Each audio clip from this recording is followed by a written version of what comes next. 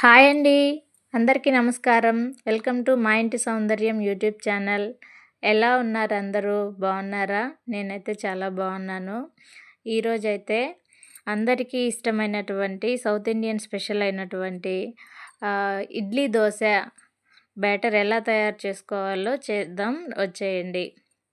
ముందుగా ఒక బౌల్ తీసుకొని అందులో 8 గ్లాసెస్ ఉప్పుడు రైస్ తీసుకోవాలండి. 8 గ్లాసెస్ ఉప్పుడు రైస్కి 4 గ్లాసెస్ రేషన్ రైస్ తీసుకోవాలి. అంటే ఇవి 2:1 రేషియోలో తీసుకోవాలన్నమాట.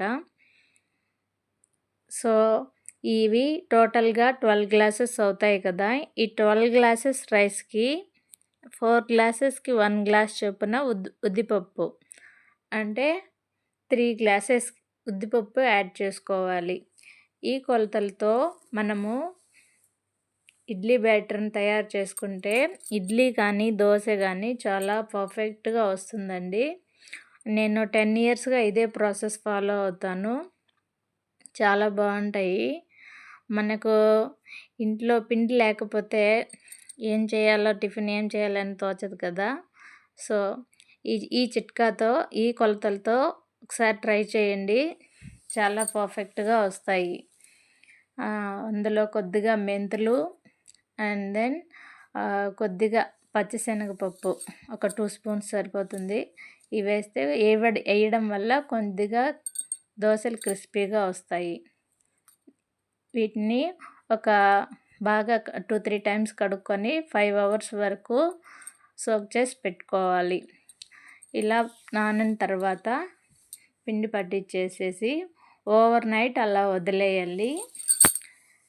తెల్లవారికల్లా పిండి చక్కగా ఫర్మేట్ అవుతుంది.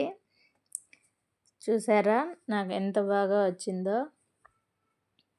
ఇలా పట్టిన పిండిని మనకు తగినంత తీసుకొని పొద్దున్నే ఇడ్లీ కానీ దోశ కానీ చేసుకోవచ్చు. నేను ఈరోజు ఇడ్లీ పెట్టి చూపిస్తాను, చూద్దాం ఎలా వచ్చాయో.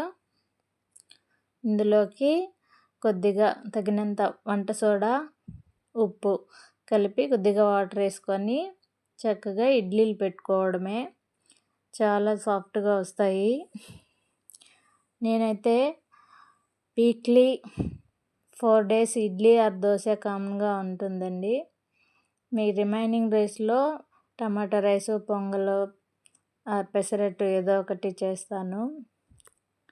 ఇడ్లీ అంటే ఎంతైనా అందరికీ ఫేవరెటే కదా చాలా వరకు. చూసారా ఎంత బాగా వచ్చాయో. సో ఇందులోకి కాంబినేషన్గా సాంబార్ కానీ, చట్నీ కానీ, టమాటా కారం కానీ, చికెన్ కానీ, అన్నీ షర్వాత్ అని ఏదైనా సూపర్గా ఉంటుంది. సో వీడియో నచ్చితే లైక్ చేయండి, షేర్ చేయండి, సబ్స్క్రైబ్ చేయండి. Thank you for watching. Bye bye.